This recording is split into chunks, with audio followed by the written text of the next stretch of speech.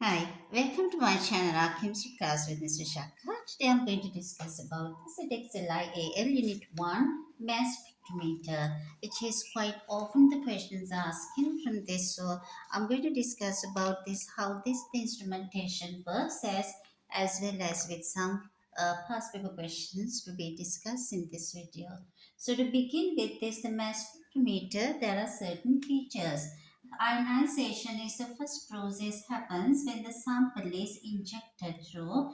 This is the injector port where the electron gun is placed, and this is moving where electrons are sent in fast moving high energy electrons where there is a gaseous sample has been placed inside this area.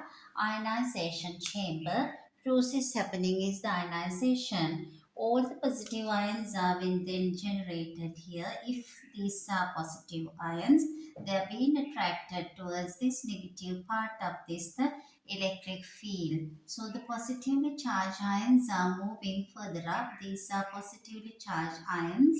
So the positive charged ions are now moving. At the same time, it is being separated by this electric field, which is the second field, which does this acceleration of these ions are being happening in this second place where the electric field is placed.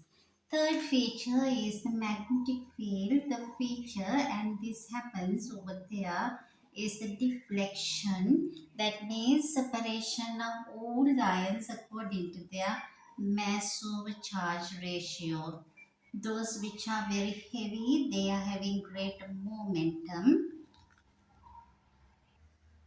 Positively charged ions are now accelerated. Once they are accelerated, they are moving with the same velocity. So magnetic field happens to separate those ions according to their mass over charge ratio. We call the process is deflection. So it's the first process is the ionization happens in the ionization chamber with the help of electron gun. Those positively charged ions are now start moving. They are being accelerated by an electric field. All the ions are moving with the same speed and now separating with the help of magnetic field. So that the ions which are the lightest, they are having the greatest deflection. Lightest ions they are having, it is this the greatest deflection. These are having the deflection which is the greatest deflection because the curvature is the highest. Greatest deflection, and they are separate here. The bigger ions, the heavier ions, they got higher momentum. So the average ones comes through here being detected by the detector and then pass through the amplifier, then onto the recorder. On the recorder, the peaks do appear. Your x-axis is the mass over charge ratio of these produced ions. Y-axis is the percentage abundance. So analyzing part can be done further up, but if you know the basic key features in the mass spectrometer. These are the different processes: ionization, then acceleration, deflection, detection, amplification, and then onto the recorder. Having this basic idea, we can move on to the question number 10, October 2022 paper.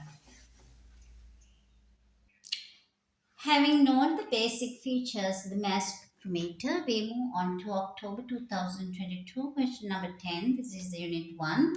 10th question, A part, it gives you there's a part of the mass spectrometer in which region the mass spectrometer, the ions are accelerated. So it's quite easier. The acceleration happens in this the area Q, which is the best answer is the B. And the second part, the B part, four ions are the present in the stream. The ions in the mass spectrometer. Parts of these ions are shown. 10th question, the B part, this diagram has been provided to you and you're asking four ions are present in this stream of the ions in the mass spectrometer. The parts of these ions are shown as the part 1, 2, 3 and the 4. Your question is which of these ions will follow path 1 to the mass spectrometer. Path 1 means you can see the path 1 is the most lightest one, greatest curvature. So your four choices are A, B as well as C and the D. Out of four choices, so it is given the first one, the A choice is iron 54, which is having one positive charge. So you can calculate the mass over charge is 54 divided by 1. The answer is 54. And the B answer is iron 54, which is having 2 positive charge. Iron 54 with 2 positive. Mass over charge should be the mass is 54, charge is 2. Therefore, 27 is the mass over charge ratio. Answer C is the iron 56 here. Iron 56 is the mass. With the charge, it is given to you the 1 plus. Therefore, the mass over charge ratio is 56 divided by 1. So, it comes as 56. And the answer D gives you iron 56 with 2 plus. Iron 56 with 2 plus. Mass over charge ratio would be 56 divided by 2. Therefore, the ratio would be equals to 28. Out of these four choices, which is the lightest one it comes, the answer is, the best answer is the B. 54, 27, 56, 28, lightest is the B. Therefore, the answer, the part 1 being followed by, obviously, the part B, which is iron 54, which is having 2 positive charge. This is the B part, the 10th question, and there's a C part as well. In the C part, the question, it gives you certain information based on, it is this naturally occurring chlorine. So the C part, it gives you the idea with this naturally occurring chlorine, and it is with these two isotopes, 35 as well as 37.